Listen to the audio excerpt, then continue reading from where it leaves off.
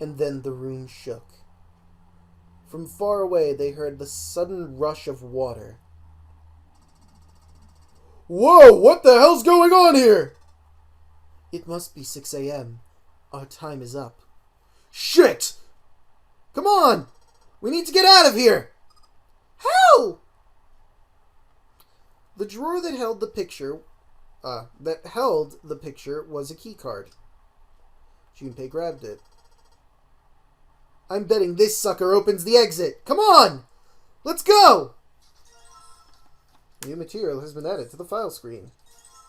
The 0 key card. A key card with a 0 in the middle of it. 0. 0. God damn it. Zero's just screwing with us, isn't he? And you know what? What's the new file? Where is it? Picture taken? An old picture. It was in the drawer of the desk in the small cluttered room. It is a picture of the 4 people who created the Nonary Project. On the back it says the following. Praying for the success of the Nonary Project with Nijisaki, Kubota, and Musashido. Okay. Alright, let's get moving. I didn't mean to do that. I want to go this way, I think. Nope, the other way.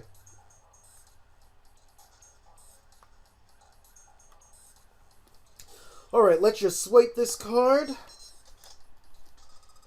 Junpei, look! It's unlocked! Yeah! Now we can go back to the library. Hurry up, Junpei, we don't have time. Let's go! Or we can just, sit here, talk about how good life has been to us. Just, wander around, maybe. Alright, let's go! Or we could leave, whichever. I mean, it's your choice, guys. I'm just saying, you could thump around and do nothing and wait for the water to come in. But that's probably not the optimal choice. The door opened and they stumbled into the library. The shaking had stopped, but they knew the danger hadn't passed. They ran across the hallway, straight for the large metal door. Next to the door was the Uranus card reader. They slid the key card through, and the door rumbled open. Out of the library and into the hallway they ran. To Grandma's house they go. Sorry, had to. At the end of the hallway was a door. Junpei reached into his pocket and pulled out the key as he ran toward it. The key he had put into the lock was the Neptune key. He turned it. The lock clicked. As one, they shoved the door open and poured through it. And in front of them was a great metal door. Above it was a metal plaque. It read incinerator. And we've come full circle. So this is the incinerator. This is the first time I've seen it from this side. But yeah, I think so. Then there ought to be a lever near the door. Yeah, right here. Junpei ran up to it. Pull that and the door should open. Got it. As he spoke, he pulled the lever.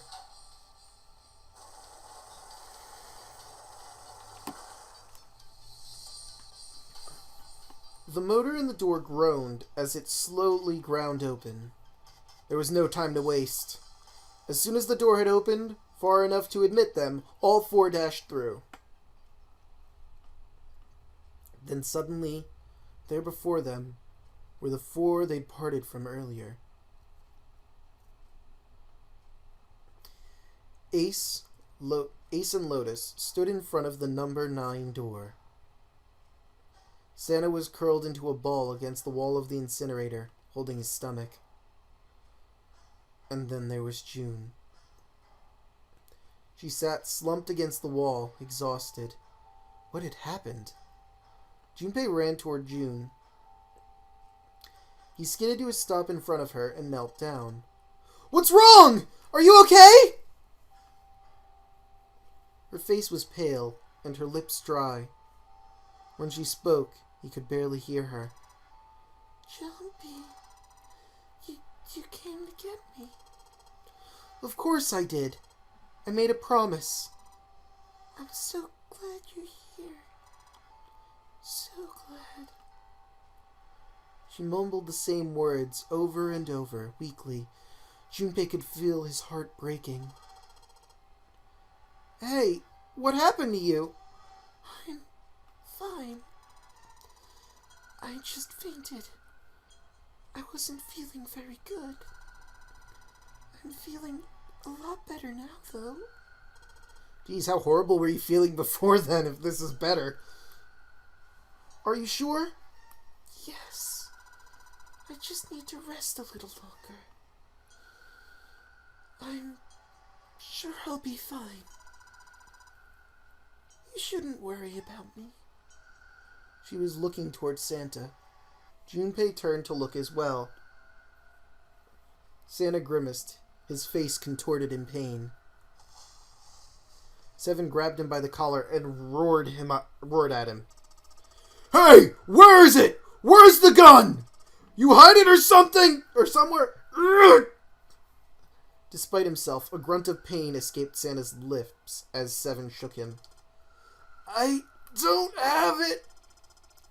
I got sucker punched and they took the gun. What? Who took it? What? Isn't that obvious? I took the gun. I changed his voice a bit. Ace! He did indeed have the revolver in his hand. Well, this looks familiar. It was pressed against Lotus's temple. Ace had her pinned to him with the other arm, and she was shaking visibly. Her fiery attitude gone, replaced by fear. She didn't dare speak. There was sweat on her forehead, and when her eyes weren't flickering up to the gun pressed against her, they seemed to be desperately want to say something. So what the hell do you think you're doing, Ace? Or maybe I ought to say, Gentaro Hongu, CEO of Cradle Pharmaceutical? Seven's deep baritone rumble shook the walls. Ace sneered. You have me at a disadvantage. I don't like that. You know me, but I don't know you. Do you have any idea how much I've suffered? Can you even begin to understand my pain? Oh, boo-hoo. Let me play you a sad song on the world's smallest violin. You can't see, but I'm rubbing my fingers together.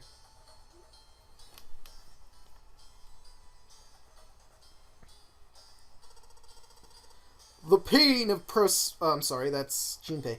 The pain of prosopagnosia, right? Junpei's voice was casual, or at least it was trying to be. Humph, another irritating insect. And how do you know that? Junpei couldn't say. He just knew. Another unexplainable mystery. No matter.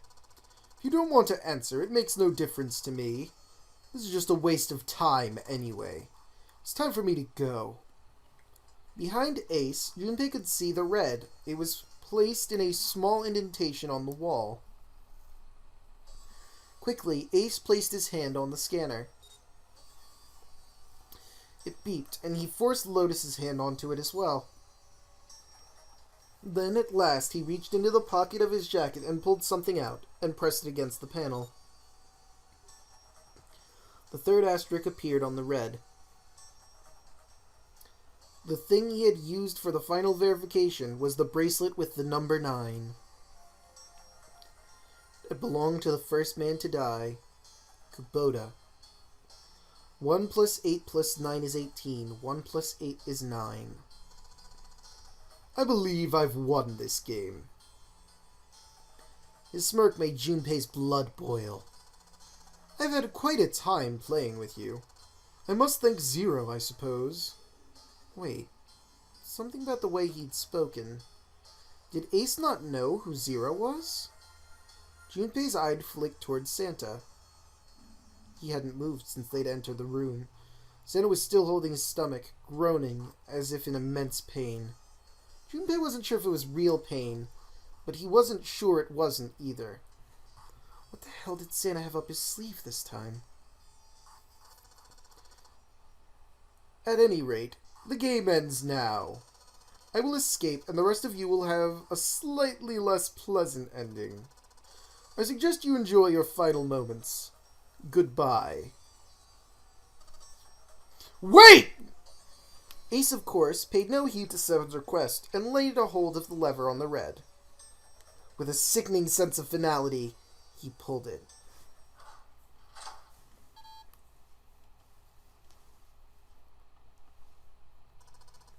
What?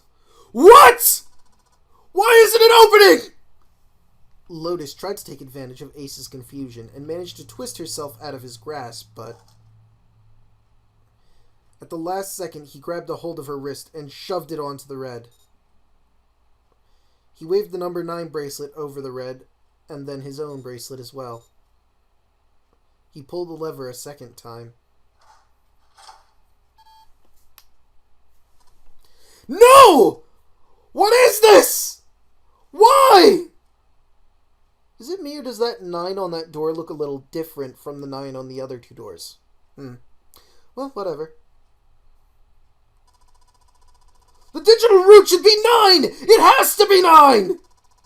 Then why? Why isn't it opening?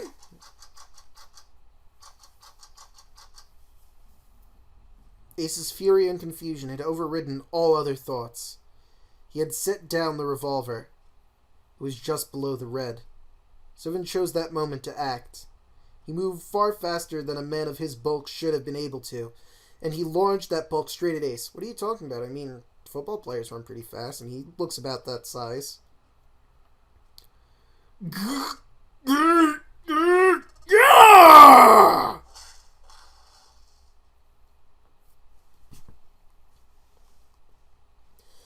It was over before they knew it. In the blink of an eye, Ace was on the floor. He rolled onto his side, groaning in pain. Lotus ran straight for Junpei. She darted around behind him and stuck her head out, making sure to keep Junpei between herself and Ace. Whew. That was close. Too close. Thank you, Seven. Don't mention it. Seven stood before Ace, his breathing slow and heavy. Just one punch ain't enough for this piece of shit. After what he did 9 years ago, I ought to rip him to pieces. But if a suspect can't talk, they ain't much good. Once he's locked up in a cell, we're gonna have a little chat. 9 years ago? Ah, then you must be... Yeah, you finally figure it out? Dumbass. Ace planted his hands on the floor and shook his head. Junpei walked toward him. He stopped and looked down at Ace with pity on his face. Ace, you killed Kubota, Nijisaki, and Musashido, didn't you? Wait, Nijisaki? He peered at Junpei, genuinely confused. Oh, right. You don't know yet. Alright, we'll just go through them in order then. Let's start off with Kubota. You talked to Kubota and managed to convince him to go into door 5 alone. You killed him without making it look like you killed him. The way I figure it, you had 4 motives. 1. The nonary game, the number 9 was dangerous. In the nonary game, rather. Whoever had the number 9 bracelet could join whatever team they wanted. You could add 9 to any number and the digital root wouldn't change. 1 plus 9 is 10. 10 is 1. 1 plus 0 is 1. 2 plus 9 is 11. 1 plus 1 is 2. 3 plus 9 is 12. 1 plus 2 is 3. And so on. In other words, number 9 could do whatever they wanted. Ace had wanted to remove that threat as soon as possible. 2. Ace also wanted to have the number 9 bracelet to himself, so he could make use of its power. In fact, he later made use of it in the murder of Nijisaki. 3. Even if his number had been different, Kubota presented a problem for Ace. Kubota had known Ace's past. He knew what had happened 9 years before. Before he told anyone, Ace had to silence him. You know, that's kind of cruel. I mean, I don't know if they were friends. He really just worked for him, probably. But, you know, he would probably have been loyal and not tell anyone unless Ace told him anyway. And I mean, they knew each other. They had to be friendly on some sort. And he just murdered him in cold blood. What a psychopathic fuck. 4. But last, and perhaps most disturbing, Ace had used Kubota as a test. Kubota, rather. He wanted to know how serious this nonary game was. Was it truly life or death, or simply a harmless prank? He convinced Kubota to break the rules so that he might see what happened. That was why you killed Kubota. But he wasn't only the first. But he was only the first, rather. Next was Nijisaki. While everyone was off looking for the missing part for the red, you ran into Nijisaki near the big hospital room. However, because of your prosopagnosia, you didn't recognize he was Nijisaki. Chiefly because you met him, he was dressed like Snake. That was why you thought Nijisaki was Snake. No, that's not... That was Nijisaki? Why?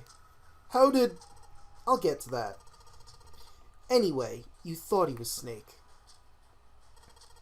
Snake was one of the kids in your experiment 9 years ago. You remembered him because he was the blind kid. But his presence made you think. Snake was one of my subjects 9 years ago. He probably hates me. But if that's true, why isn't he saying anything? Is he keeping quiet because he can't see? Or perhaps he's working with Zero to get revenge on me. Whatever the reason, anyone who knows my past is a threat. Before he tries anything, I need to get rid of him. That was when you decided you had to kill him. The murder weapon was Kubota's bracelet. You just waved it over the red, verified your own number, then grabbed Nijisaki's arm and forced it over the scanner panel. Then, when the door opened, you knocked him in. 9 seconds later, the door closed. And then 81 seconds passed. And poor Nijisaki was dead.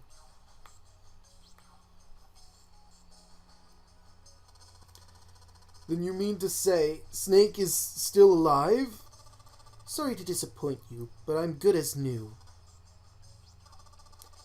Thank you for killing the wrong man, but I can't say I like knowing that you wanted me dead. Although, to be honest, even if you hadn't tried to kill me, I would still hate you very much. Well, I wouldn't blame you. Ace's self-derision was frustrating, but Junpei kept his emotions in check and continued. Last but not least, let's talk about Musashido's death. When Clover and I were investigating the chart room, you came over to talk to me. Do you remember what you said? Oh, a pocket watch. Might I take a look at it? I handed you the pocket watch, and you left the room. Ace had been in charge of the nonary project. He would, of course, have known the solution to every puzzle. It followed, then, that he knew how to get out of the wheelhouse. All Ace had to do was place the pocket watch in the indentation on the floor to unlock it. In the door, rather. With the door open, he was able to enter the captain's quarters. Musashido was there. Next to him was an axe that fairly begged Ace to kill Musashido with it. He picked up the axe and swung it, burying the blade deep in the other man's chest. One blow was all it took. Afterwards, Ace returned to the chart room as though nothing had happened. There's something I wanted to speak with you about, Junpei. Could you come with me for a moment? With no reason not to, Junpei had followed Ace to the wheelhouse. When they reached the wheelhouse, Ace slipped his hand into Junpei's vest. He pulled out a piece of paper. The piece of paper Junpei had used to cheat during the vote. But it wasn't the piece of paper that Ace was after. His true purpose had been to slip the pocket watch back into Junpei's pocket.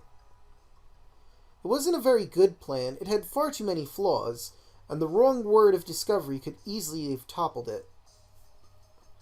What had made Ace so desperate? That was the only thing Junpei hadn't been able to figure out. Musashido's murder is the only one I don't understand. You obviously did it, but why? Because of this. Slowly, Ace reached down and pulled something out of his pocket. It was a folded piece of paper. Junpei took it and opened it. This was what it said.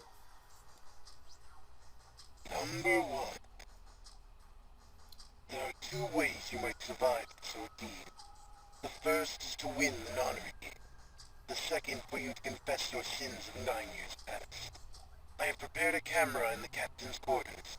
The images captured by that camera will be streamed through a satellite and distributed across the world. Simply look into the camera. Somehow I don't see that one happening. Well, obviously it didn't happen because Musashido is dead. Once you have confessed everything, I will release you from the ship. To make your confession more credible, I have left you a witness in the captain's quarters. Perhaps he will confess with you. The decision is yours. Do as you please. 0.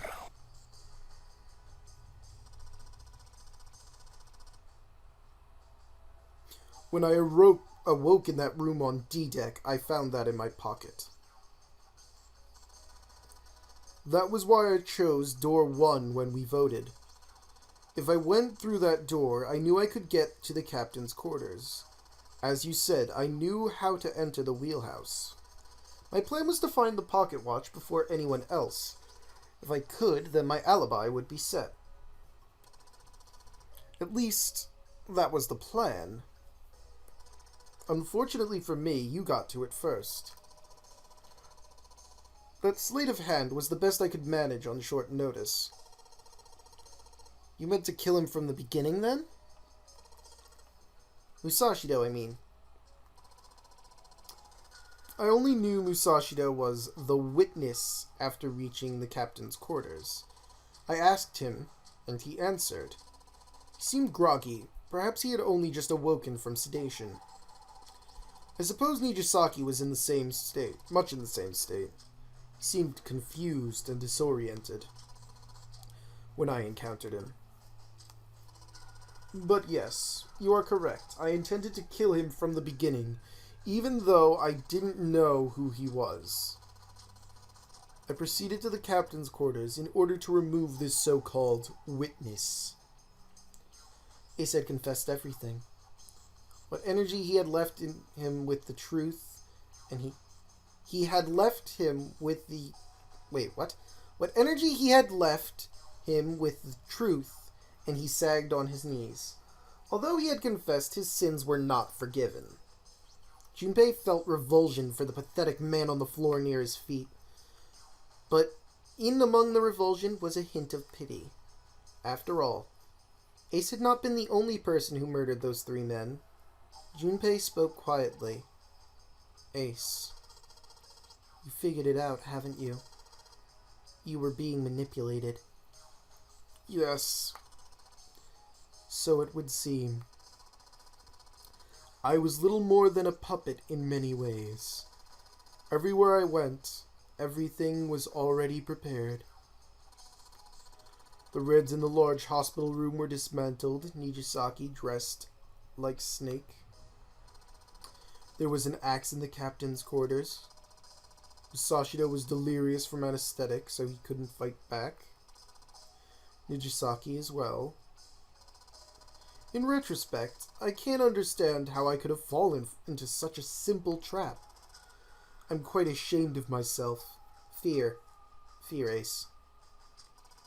Of word getting out. But yes, this was a trap. It was Zero's trap and I fell for it, hook, line, and sinker. I did everything he wanted me to do. Yeah. By manipulating Ace, Zero was able to kill 3 people and keep the blood off his own hands. All of this was revenge for what happened 9 years ago. That's why this nonary game happened. Am I right, Santa? Junpei looked over at Santa. As Junpei spoke, he stood up, his legs shaky. Still shaky. Huh? What the hell are you talking about? I don't know any... Ain't no point trying to play dumb anymore, Santa. Actually, I guess I should call you Aoi Kurashiki, huh? Seven's face was sad as he spoke. My memory came back, kid. You're Aoi Kurashiki, no doubt about it. Never thought I'd be back in this room talking to you. But hey, I guess this was all part of your plan, right? After all, the person who planned the nonary game this time around was Zero. And Zero's you. Heh. Looks like you really don't have your memory. You really do have your memory back, huh? Santa's smile was sarcastic and something else. Well, I guess there's no point in hiding it then, huh? Yeah, you got me. I'm Aoi Kurashiki. I was one of the kids in the nonary game 9 years ago. I made it out. So did Snake over there. But there's one thing. No, I guess there's two things you got wrong. Number one, I ain't Zero. What? Wait, what? Sure, I was helping Zero out. But I'm really more of an assistant. Like a secretary. But an assistant's only an assistant. I didn't come up with all this. All I did was follow Zero's orders. Then, if you're not Zero, who is? Calm down there, Junpei. Didn't I say two things? You made one more mistake. Junpei, you just said... All of this was revenge for what happened 9 years ago. That's why this nonary game happened. But that's not it. Revenge isn't the only purpose. There's another reason you guys were playing the nonary game. To save someone. Save someone? Right. You were brought here to help my sister. To save Akane. What the hell are you talking about? Akane Kurashiki died 9 years ago in this room. I was there. I saw... Suddenly, Seven froze. His eyes went wide as dinner plates, and he spun around toward June. Junpei followed his gaze. She was gone. Where June had been, there was nothing. What the hell? Where is she? Where's Akane Kurashiki? Seven began to mumble to himself, a strange series of words strung together, as if his mind wasn't functioning properly. His face was twisted with effort, as though he were struggling with something they couldn't see. This is going to be an hour long. Well, oh well, guess we'll deal with it. He gritted his teeth and pressed his hands against the sides of his head. Oh! My head! My head! Feels like it's gonna pop! He groaned and fell to his knees. Seven! What the hell is going on? I don't know. I swear to God, my head feels like it's about to explode! From somewhere far away, they all heard a deep, heavy noise. It sounded like a tremendous wheel slowly beginning to turn. Santa seemed to have entered an almost trance-like state. His words were calm and measured. What was the nonary project? I'm sure you know already, but I'll tell you one more time. It was a project designed to test a particular phenomenon. And what was that phenomena? For two organisms to communicate with one another in the absence of physical contact.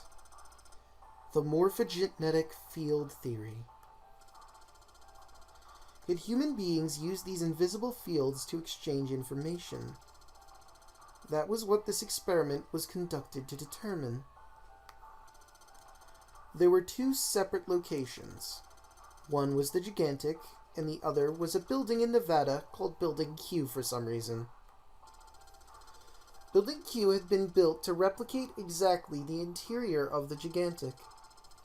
The 9 children trapped in Building Q were faced with numerous puzzles, copies of the identical ones in the gigantic. They were told to send their answers into the morphic field set and transmit them to their brothers and sisters on the gigantic. Huh. Let's actually chem record for an hour. Wonder why it crashed when I was whatever. Irrelevant. The transmitters were put in building Q and the receivers were put on the gigantic. Each sibling pair was supposed to be split up, but there was a mistake. Akane was a transmitter. She should have been in building Q. However, for some reason she was placed on the gigantic with the receivers, like me. Perhaps she was mistaken for someone who was supposed to be in Group A. Whatever the case, Akane ended up on the gigantic. I think I've told you enough. You get it, don't you? I'm pretty sure you know where this is going, Junpei. What is going... Don't play dumb.